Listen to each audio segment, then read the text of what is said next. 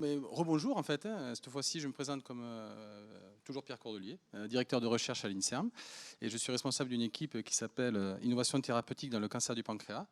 Alors en fait, nous, ce qui nous motive au quotidien depuis plusieurs décennies, c'est de mieux comprendre les mécanismes de résistance thérapeutique. Vous avez peut-être pu voir dans les premières présentations par l'équipe 7 et l'équipe 5, alors nous c'est la 10, que finalement nous sommes très orientés vers les mécanismes qui peuvent entraîner la résistance au traitement. En fait, cette conduite scientifique est aussi dictée par le site et qui fait que, comme je vous disais tout à l'heure, ce sont des mécanismes qu'il nous faut relever et qu'il faut combattre pour améliorer la réponse des patients au traitement.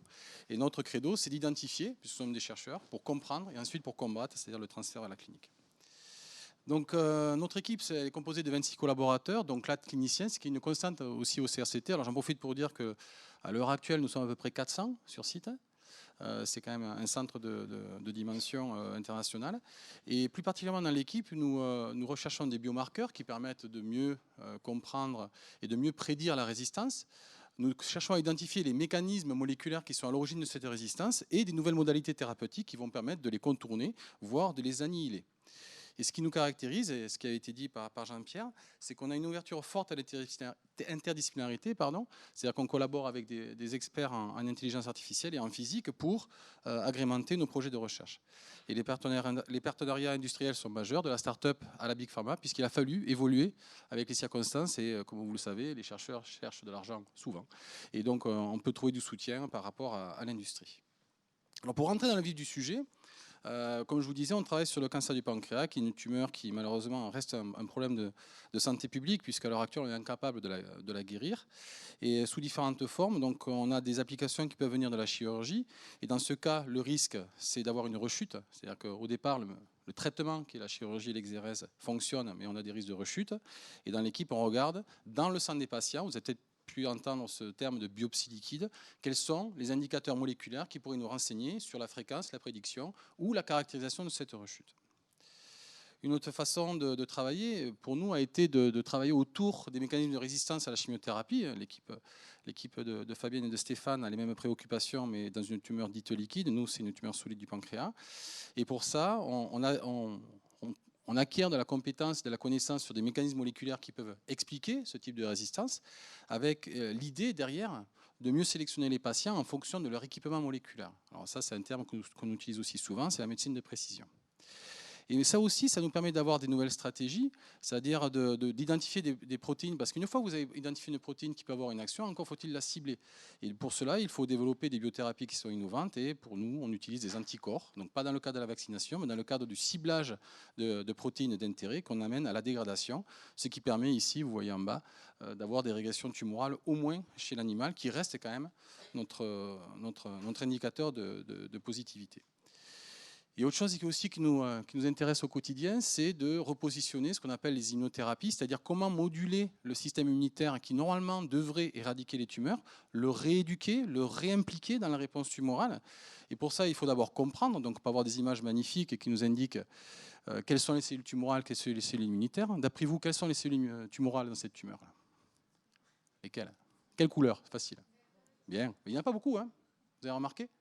Tout le reste tumoral, mais tout cet environnement, ce micro-environnement, cet écosystème reste extrêmement complexe. Et le manipuler pourrait nous permettre de mieux faire répondre les patients. Donc c'est un peu ce qui nous anime à l'heure actuelle. Et c'est dans ce cadre-là qu'on développe des virus. Et oui, certains ont voulu les éviter, nous les adorons. Et ces virus sont capables de grignoter. Alors ici, vous voyez, c'est une culture cellulaire tumorale cultivés en 3D pour mimer un peu les interactions, notamment physiques, qui peuvent avoir lieu au sein d'une tumeur. Et vous allez voir apparaître des foyers, donc on parle aussi de foyers, de clusters, ça vous rappelle peut-être des choses, verts, qui sont le résultat d'une infection virale. Alors si ça marche, et ça, ce genre de choses, ça ne marche jamais. Voilà, bon, ça n'a pas marché, tant pis. Donc l'idée, c'est de travailler autour de ces virus oncolytiques qui vont faire l'objet du travail de la réponse immunitaire dans le cancer, qui ont fait l'objet en partie du travail qui a été proposé aux élèves qui ont assisté aux expériences menées par Adèle et Margot. Il y a aussi Charlène qui est en vacances, donc aussi on peut prendre des vacances, c'est bien, et qui les ont accompagnés. Donc voilà, ça c'est le groupe avec les différents sous-groupes qui sont dans l'équipe. Et vous voyez, les personnes encadrées ont été essentielles au bon déroulé de ces expériences. Je les en remercie, ainsi que pour votre assiduité, mademoiselle. C'était remarquable et je préfère le dire devant tout le monde. Voilà. Juste un petit point de rhétorique. Quand vous entendez parler de doctorant, donc c'est pas tout à fait un docteur. Alors ça sera un docteur en biologie. Ce sont des personnes qui sont en post-formation après un master, donc qui commencent à partir de Bac plus 5 pour arriver jusqu'à Bac plus 8, malgré le fait qu'on puisse faire des thèses en 4 ans, ça reste un Bac plus 8. Et post-doctorant, ce qui est le titre de Margot qui va prendre la suite, ce sont des jeunes chercheurs dont la carrière est vouée à atteindre peut-être le Graal d'une position permanente, ce que je lui souhaite de tout cœur. Voilà. Ceci étant dit, je te passe le micro. Pas de pression. Voilà. Merci.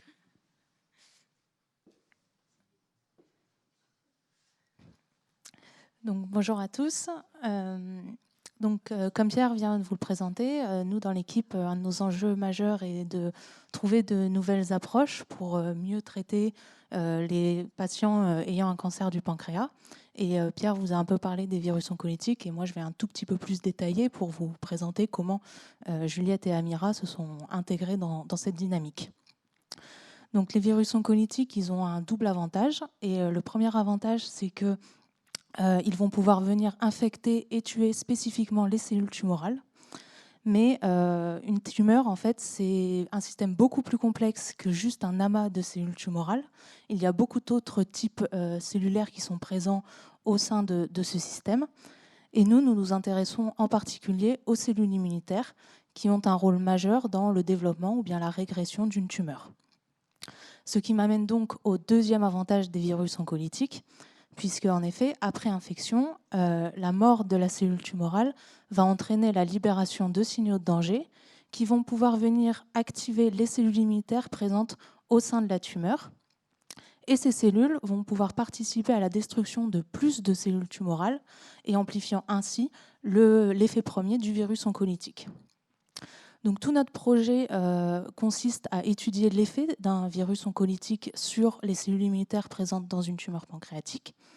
Mais le projet de Juliette et Amira s'est inscrit en amont de ce projet un peu plus global, parce qu'en effet, nous avons été soumis à un problème technique qui est que, là, je vous montre un joli schéma avec plein de couleurs et toutes les cellules qui sont identifiées.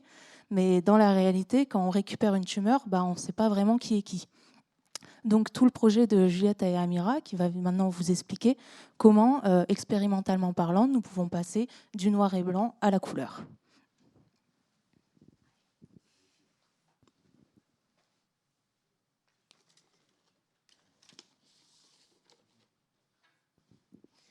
Alors bonjour, je m'appelle Amira, je suis en 3e au collège Jules Vallès et voici mon binôme Juliette qui elle est en première au lycée Pierre de Fermat. Les personnes qui nous ont accompagnés durant tout ce projet sont Charlène et Adèle qui sont ingénieurs d'études dans l'équipe Impact et Margot qui est chercheure postdoctorante. Comme Margot vient de vous le présenter, aujourd'hui nous allons vous expliquer comment nous pouvons identifier différentes populations cellulaires au sein d'une tumeur. Tout d'abord, comment pouvons-nous obtenir une tumeur ? L'équipe possède déjà des cellules tumorales pancréatiques de souris. Ces cellules vont ensuite être modifiées pour exprimer la molécule fluorescente M-chéri.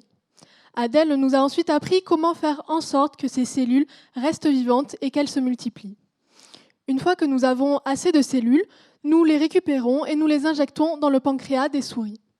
Ensuite, nous suivons la croissance de la tumeur par échographie. Cela nous donne ce genre d'image qui permet de déterminer la taille de la tumeur. Donc, sur l'exemple montré ici, la tumeur fait 100 mm3. C'est Charlène qui nous a tout appris sur la partie de ce protocole. Et puis, nous avons fait toute la dernière partie de cette expérience avec Margot. 15 jours après l'injection des cellules dans le pancréas, nous récupérons la tumeur, puis nous la dissocions pour séparer les unes des autres toutes les cellules qui la constituent. Pour pouvoir identifier les différents types de cellules obtenues, nous utilisons des molécules fluorescentes qui viennent marquer différemment chaque population cellulaire selon leur expression de marqueurs caractéristiques. Nous faisons tout ce protocole pour à la fin pouvoir utiliser un cytomètre en flux. Cette grosse machine et toute l'analyse ensuite que nous avons faite avec Margot nous permet d'identifier les cellules présentes dans la tumeur originale et les pourcentages que chaque population identifiée représente. Cela nous donne ce genre de résultats. Ici, par exemple, en utilisant l'expression de la M-chérie dont je vous ai déjà parlé, nous pouvons identifier les cellules tumorales. Et en utilisant l'expression du marqueur CD45, nous pouvons identifier les cellules immunitaires. Et maintenant, Amira va vous présenter les résultats. À la fin de cette longue expérience qui nous a occupés pendant 6 après-midi, nous avons obtenu les résultats suivants. Contrairement à ce que nous avions pu imaginer, les cellules tumorales elles-mêmes ne représentent qu'une infime partie de la tumeur, soit 4%. Alors que les cellules immunitaires sont beaucoup plus nombreuses, parmi celles-ci, on peut trouver les cellules ayant un rôle antitumoral, c'est-à-dire freinant la croissance de la tumeur. Comme les lymphocytes T, qui représentent un peu moins de 15% de la tumeur, ou les cellules NK, qui représentent 4,7% des cellules constituant cette tumeur. A l'inverse, on peut trouver des populations immunitaires qui ont un rôle plus complexe au sein de la tumeur. Elles peuvent avoir une fonction pro- ou antitumorale. Mais aujourd'hui, dans cette expérience telle que nous l'avons faite, nous ne pouvons pas savoir laquelle des deux fonctions est mise en place par les cellules, car il nous manque certains marqueurs. C'est le cas par exemple des neutrophiles ou des macrophages qui représentent 10% qui représentent respectivement 10% et 5,9% de la tumeur. Maintenant que nous connaissons les différentes populations immunitaires présentes dans nos tumeurs, nous allons pouvoir tester différents traitements, dont les virus oncolytiques, dont vous ont parlé Pierre et Margot, et mesurer leur effet sur ces populations. Nous voudrions remercier nos encadrantes, Margot, Charlène et Adèle, qui nous ont accompagnés tout au long de ce magnifique projet. Et merci aussi à l'équipe Impact qui nous a accueillis chaleureusement et aux responsables du programme Apprenti-chercheur. Merci de votre attention.